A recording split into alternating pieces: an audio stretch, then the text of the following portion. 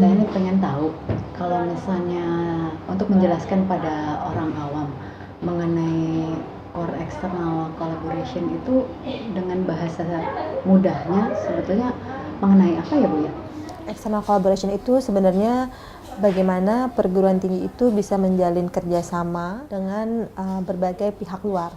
Bisa dengan perguruan tinggi lain, bisa dengan pemerintah pusat maupun pemerintah daerah, bisa dengan dunia usaha dan dunia industri, bisa juga seperti asosiasi atau lembaga penelitian atau think tank, atau komunitas in general. Itu bisa dimaksud dengan external collaboration. Pokoknya bekerja sama profesional dengan pihak luar kampus. Nah, kalau misalnya dengan perguruan tinggi lain Bu, bukannya biasanya antar perguruan tinggi itu bersaing, tapi sepertinya kalau ini diarahkan untuk bekerja sama, maksudnya kerjasama seperti apa ya Bu? Untuk misalnya kuliah kerja nyata, ketika mereka mengirim mahasiswa ke daerah di luar wilayahnya mereka, misalnya yang dari Jawa mengirim ke Papua, mereka butuh bekerja sama dengan universitas di lingkungan itu. Mungkin saja ada perguruan tinggi di Jawa yang mendapatkan penelitian untuk melakukan assessment analisa pertambangan, tapi kan mereka butuh bekerja sama dengan institusi atau perguruan tinggi lokal mengenai survei budaya, penerimaan sosial, seperti itu. Menurut saya yang tentunya lebih tahu itu yang di daerah, bukan yang di luarnya gitu. Dan tentunya secara dana dan waktu akan lebih efektif bila mereka bekerja sama dengan perguruan tinggi lain yang di daerah itu. Oke, kalau misalnya dengan pihak industri Bu, pemahaman saya mungkin selama ini kalau dengan industri adalah sebatas output mahasiswa sebagai tenaga kerja bagi industri. Tapi kalau dalam konteks external collaboration ini seperti apa ya Bu? Perguruan tinggi itu kan punya 3 tridharma ya, 3 kewajiban mandat, mendidik, penelitian, dan pengabdian masyarakat. Benar, mahasiswa itu salah satunya keluaran. Ada luaran 2 lagi yang harusnya diperhatikan oleh perguruan tinggi dan oleh komunitasnya, yaitu penelitian dan pengabdian masyarakat. Jadi harapannya apapun yang diteliti di universitas itu bisa diaplikasikan ke masyarakat. Jadi sebenarnya yang baik adalah ketika mereka mulai bekerja sama di awal sebelum melakukan penelitian, mereka sudah duduk bareng antara pihak luar dengan perguruan tinggi. Apa sih masalah di luar? Apa yang bisa perguruan tinggi bisa pecahkan masalahnya? Terus ditelitilah, karena memang itu kan tugas utama dari perguruan tinggi. Jadi meneliti dan mengaplikasikannya sebagai pengabdian pada masyarakat. Dalam institusi perguruan tinggi itu kan ada namanya LPPM, Lembaga Penelitian dan Pengabdian pada Masyarakat. LPPM itu berperan sebagai ujung tombak yang seharusnya menghubungkan antara institusi dan institusi perguruan tingginya dengan pihak luar. Mereka tuh yang bertugas sebagai intermediator atau mak comblang. Nah, mereka itu harusnya tahu apa itu kapasitas dari masing-masing tenaga ahli yang mereka punya dan apa yang dibutuhkan masyarakat. Mereka yang sebagai tenaga pemasarannya. Nah, kita mulai dari HELM itu, kita mulai dari lihat apakah struktur atau posisi LPPM itu di institusinya sudah cukup. Apakah sudah punya kantor yang cukup untuk mereka bekerja? Apakah struktur organisasinya atau kebijakannya sudah mendukung mereka agar mereka bisa melaksanakan tugas pokok dan fungsinya mereka sebagai tenaga pemasaran dan koordinator di kampus. Kita mulai dari situ, dilihat dari struktur organisasi ke dalam. Terus kita lihat lagi yang berikutnya, bagaimana mereka bekerja sama dengan pihak-pihak di dalam institusinya.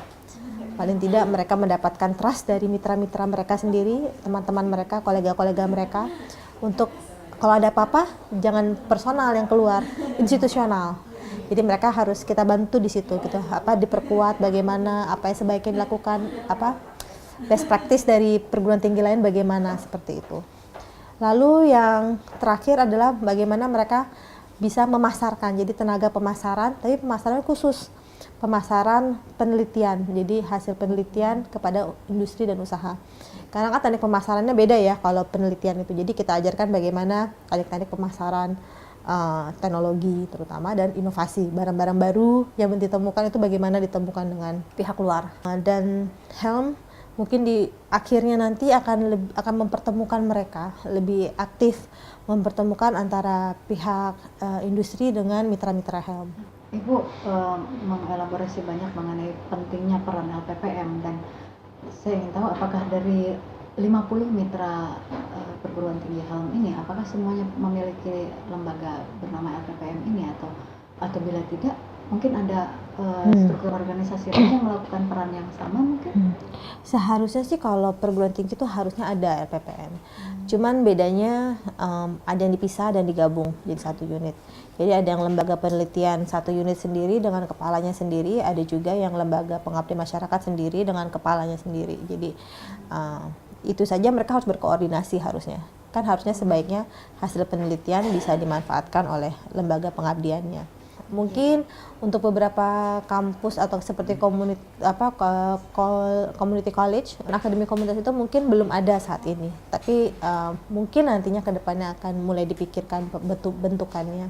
Sebenarnya memang LPPM itu ujung tombak. Tapi seperti ujung tombak mereka pun perlu dukungan dari sekelilingnya mereka. Salah satunya misalnya manajemen, top manajemennya seperti wakil rektor bidang kerjasama, mungkin rektornya sendiri. Juga para peneliti, dosen peneliti itu, bagaimana mereka mau mengubah mindset mereka untuk lebih melakukan peneliti berdasarkan masalah yang memang sedang berkembang di masyarakat. Jadi tidak berdasarkan interestnya mereka sendiri, oh saya hanya minatnya di sini, saya hanya ingin meneliti ini saja, padahal bukan itu yang dibutuhkan. Gitu. Jadi akan lebih baik bila mereka mulai bergeser melakukan penelitian itu demand based, bukan self interest. Mungkin Mbak tadi ketika di awal Ibu menjelaskan mengenai pihak-pihak luar yang perlu di-engage oleh perguruan tinggi. Selain industri dan perguruan tinggi lain kan ada juga asosiasi dan pemerintah. Mungkin bentuknya seperti apa ya Bu ya, kalau mungkin dengan pemerintah, dengan asosiasi dan mungkin kerjasama seperti apa? Kalau dengan pemerintah tentunya melalui kebijakan-kebijakan ya, sebelum melakukan memperkenalkan kebijakan baru sebaiknya kan ada analisa awal dulu, apakah dampaknya seperti apa. Dan kenapa kebijakan itu dibutuhkan seperti itu tentunya perlu kerjasama dengan perguruan tinggi, terutama perguruan tinggi lokal kalau memang levelnya pemerintah daerah yang membutuhkan analisa tersebut. Kalau dengan asosiasi seperti misalnya Kadin, bila bekerja sama dengan mereka banyak sekali perguruan tinggi bisa lebih dikenal dan mungkin bisa mendapatkan berbagai sumber dana yang tidak diduga-duga. Mungkin selama ini banyak perguruan tinggi yang masih fokusnya itu kerjasama dengan perusahaan besar multinasional. Padahal banyak yang paling membutuhkan itu sebenarnya UMKM atau perusahaan lokal. Itu yang lebih membutuhkan bantuan dari perguruan tinggi sebenarnya. Karena kalau perusahaan multinasional mereka punya R&D sendiri dan cukup kuat itu kan bagian riset dan pengembangannya mereka. Jadi kalau bekerja sama dengan Kadin, aksesnya untuk berhubungan dengan berbagai macam perusahaan itu lebih terbuka. Jadi ini lebih menjembatani dan membuka networknya. Benar. Dan itu salah satu cara ya yang untuk bagaimana mempromosikan diri. Dan sebenarnya sudah ada dalam Kadin itu, sudah ada sektor yang memang mungkin divisi untuk pendidikan itu sudah ada. Jadi sebenarnya mereka pun juga memang sangat terbuka dan welcome untuk bisa bekerja sama dan berhubungan komunikasi yang lebih intensif dengan perguruan tinggi.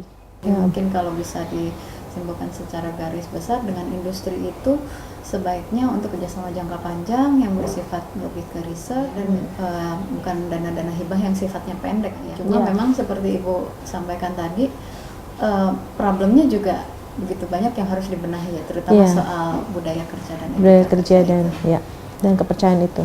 Tapi maksudnya dari pihak Ibu sendiri melihat bagaimana proyek ini sudah berjalan, proses perubahan mindset yang sudah berlaku itu sendiri, kita bisa optimis ya Bu ya bahwa akan optimis perubahan. saya optimis. Sudah banyak sekali dari peserta kita yang menyampaikan bahwa pentingnya promosi.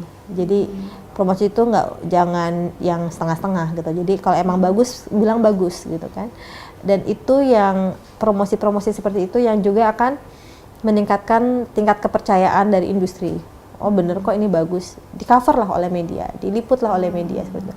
Branding itu penting gitu. Jadi itu adalah awal pintu masuk untuk jualannya kan, branding yang baik dengan achievement yang sudah tertata, terdaftar, bisa dibaca di mana-mana.